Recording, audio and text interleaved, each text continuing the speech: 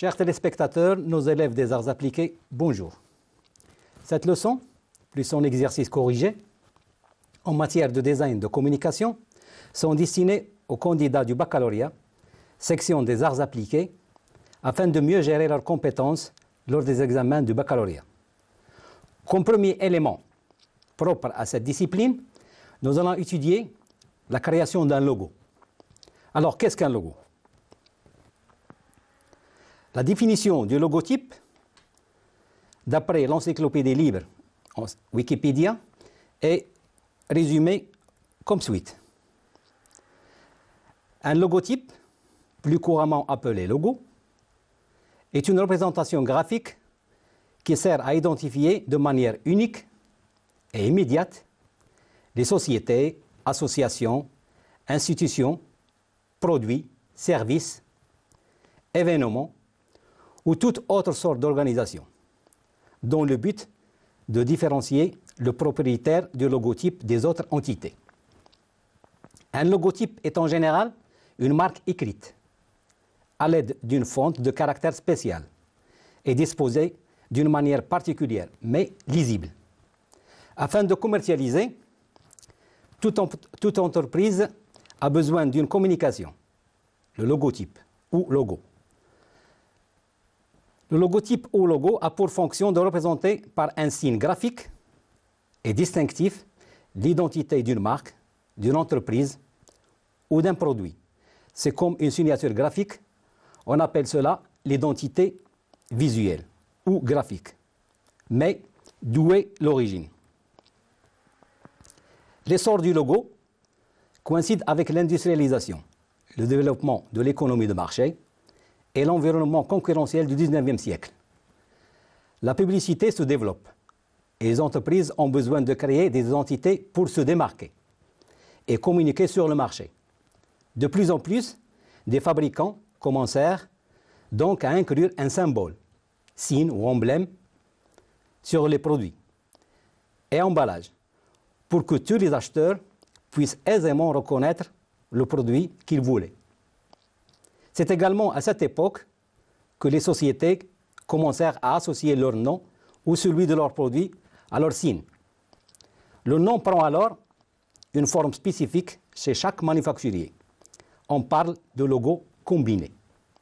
C'est la première fois que le signe et le nom étaient associés. Alors, quel impact possèdent les logos sur les gens? Le logo a une place importante dans la publicité d'aujourd'hui. Certaines sociétés ont une identité visuelle tellement forte et ancrée dans la culture de masse que le nom de la marque n'a pas besoin de figurer à côté du logo. Lors de la campagne publicitaire, exemple Shell, Nike, Lacoste, Adidas et autres, dont le signe rappelle le nom. Il y a 6 types de logos, mais parfois les logos peuvent être un mélange de 2 types. Lesquels? Le monogramme, par exemple, est composé d'initiales enchevêtrées, étant donné qu'elles sont les unes dans les autres. Cette lettre, ou ces lettres, ne semblent n'en former qu'une, composite. Exemple, Yves Saint Laurent, Rolls-Royce, Coco Chanel. Le second, c'est l'idéogramme. C'est un signe abstrait, c'est-à-dire que le dessin ne présente ni objet, ni être, ni élément de l'espace comme une architecture, par exemple, mais simplement une idée ou un graphisme abstrait. Exemple, la virgule de Nike, les 3 traits d'Adidas, les traits entrecroisés de Reebok et autres. Le troisième, le pictogramme. C'est un dessin qui renvoie à un élément connu. On reconnaît ce qui est représenté. Exemple, le crocodile de Lacoste, le puma de Puma et la vague de montagne de Quicksilver. Le quatrième, l'initiale. La première lettre de la marque est représentée dans une typographie choisie et plus souvent inscrite dans une forme géométrique. Exemple, Carrefour, le C dans un carré en diagonale. Montpellier, le M. Sheraton, le S. Le cinquième, c'est le sigle. Un sigle est un ensemble de lettres initiales formant un mot servant d'abréviation. Ce sont des initiales alignées, séparées par un point ou non. Exemple, D&G, Dolce & Gabbana, H&M, N et Moritz, ou SNCF, la Société nationale des chemins de fer française. Et enfin, vous avez la marque, écrite en toutes lettres. La marque tient son identité visuelle du choix de sa typographie ou police de caractère. Exemple, L'Oréal, Dior, Kenzo et Perrier. À présent, notons bien quelques conseils pour la création d'un logo, avant de passer à la recherche d'une autre. De nombreux éléments à prendre en compte afin de transmettre le message souhaité, tant au niveau des formes que des couleurs. Le choix de formes triangulaires assure l'idée d'innovation, de progression et de technique de pointe. Les formes carrées, quant à elles, font référence à la stabilité et à la robustesse. Ces quelques formes de base, cercle, triangle et carré, se retrouvent dans de nombreux logos et véhiculent ainsi des notions qu'un simple nom ne pourrait parfois suffire à transmettre. Et nombreux sont les logos qui ont subi dans leur vie des transformations pour ce but.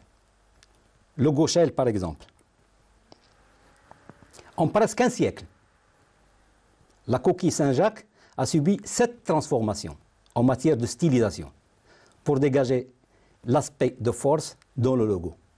De même, le logo de la Caisse d'épargne française, seulement ce dernier, depuis 1950, a gagné en stylisation, mais surtout en idée.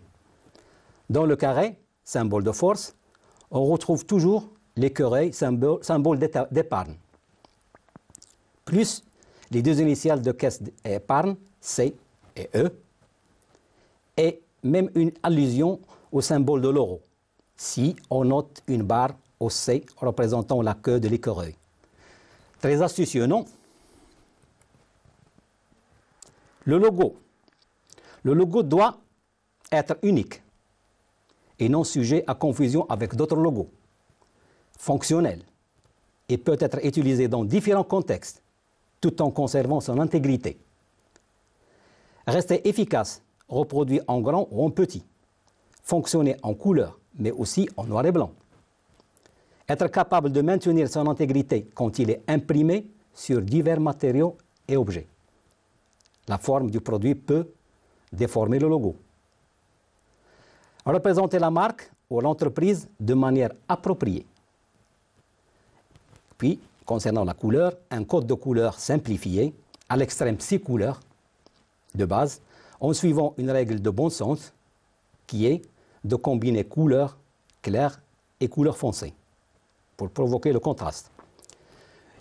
Et une construction de base à combinaison de formes géométriques, oui, mais surtout, une grande stylisation des éléments graphiques. Mais, un grand mais là. Mais sans oublier de débusquer les artefacts possibles. Alors, qu'est-ce que les artefacts? Les artefacts sont des effets indésirables. Exemple, le logo TGV retourné ressemble à un escargot. Remarquez bien. Il dit le contraire de l'intention initiale. Un autre artefact, dans le même domaine toujours, celui de la SNCF, retourné également, donne naissance à d'autres lettres, DNS.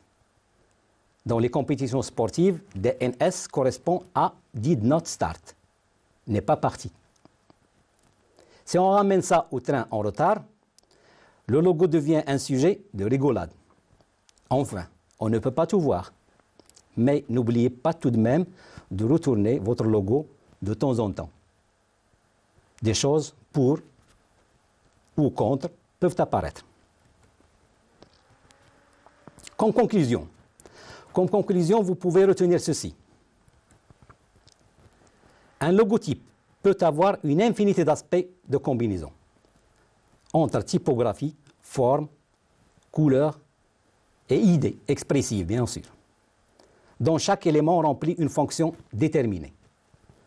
Donc, logo égale idée plus simplicité plus fonctionnalité. Voyons à présent une recherche d'un logo d'un site Internet trouvé sur Internet.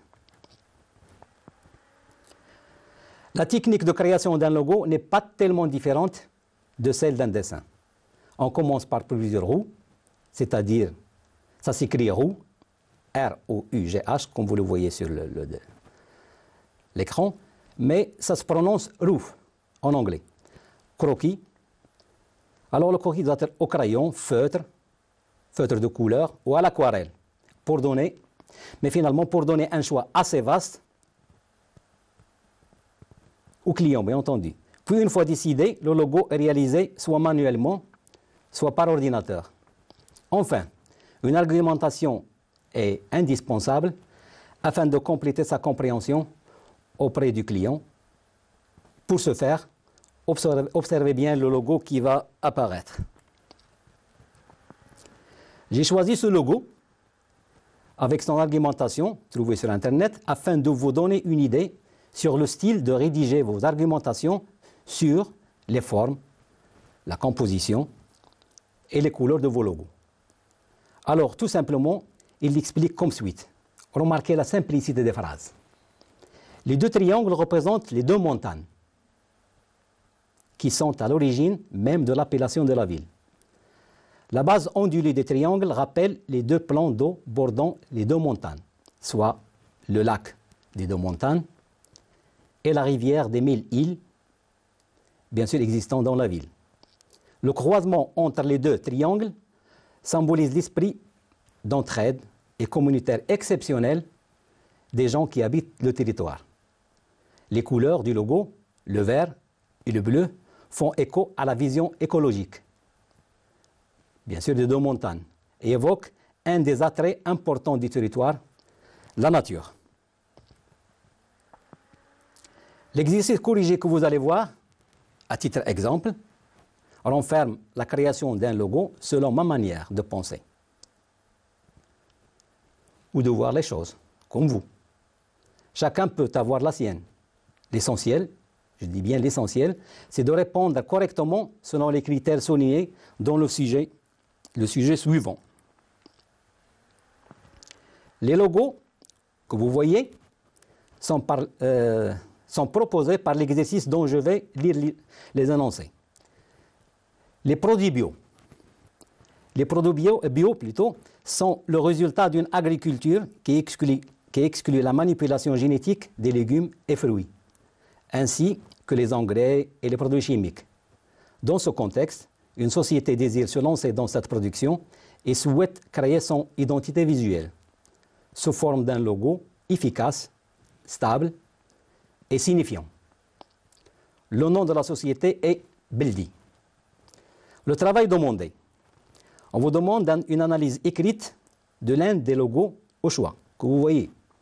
Justifiez votre choix, bien sûr.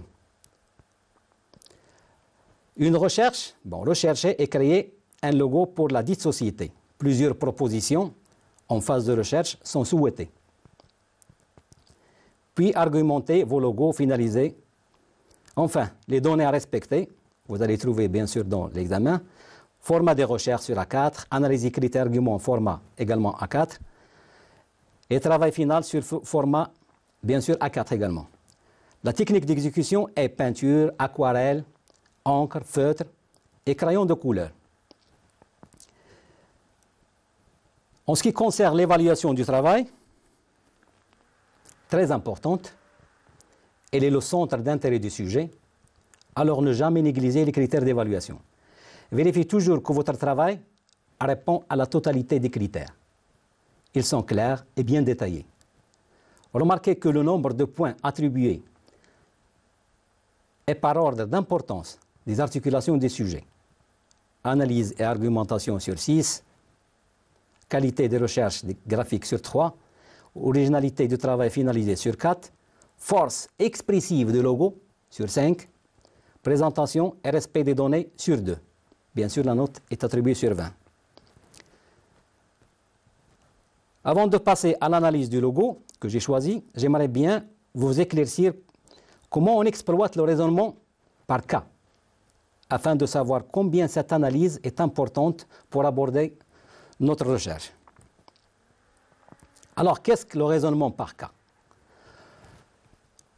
Bon, normalement, pour résoudre les problèmes de la vie quotidienne, nous faisons naturellement appel à notre expérience, c'est-à-dire des cas semblables déjà rencontrés, puis nous les comparons à la situation actuelle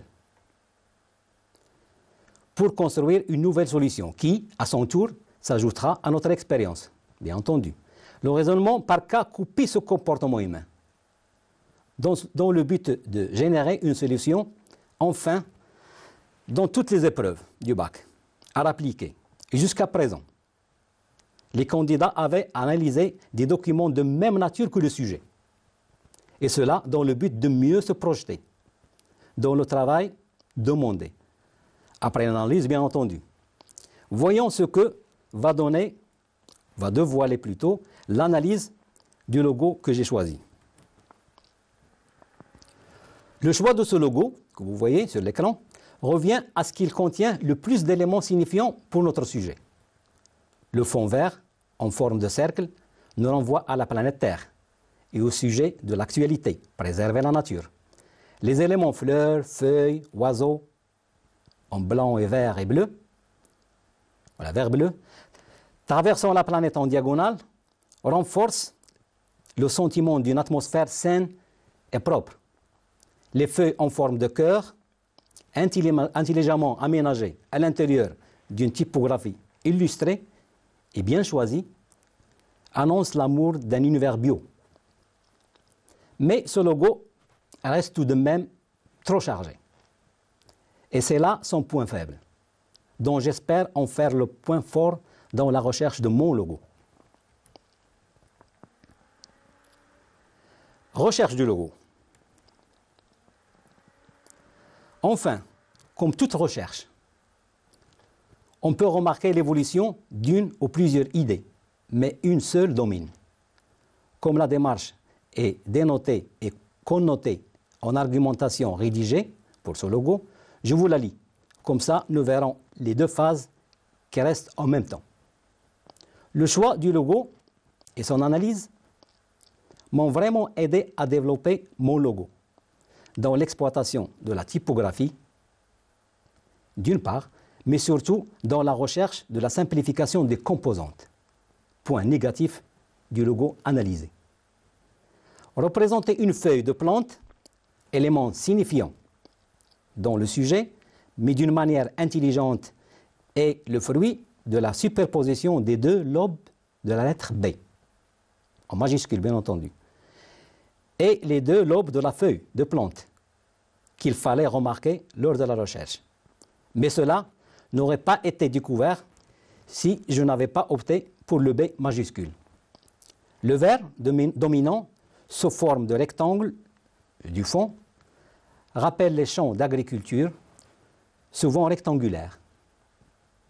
Le blanc, plutôt le vert dominant, sous la forme de rectangle, au fond, rappelle les champs. Bien sûr, c'est le vert qui rappelle les champs, et non pas le blanc. Mais le blanc, lui, couleur de l'innocence, exprime la sincérité dans la production bio.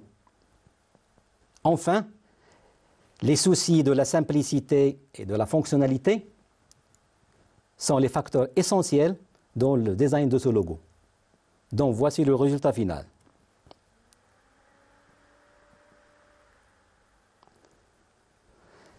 Ainsi, nous avons répondu à toutes les étapes du travail demandé. J'espère que cela va vous aider à mieux s'armer pour les épreuves du bac. Je vous souhaite bon courage et à la prochaine fois dans une épreuve différente de design. Cependant, je vous laisse avec les images fortes de cet exercice et à bientôt.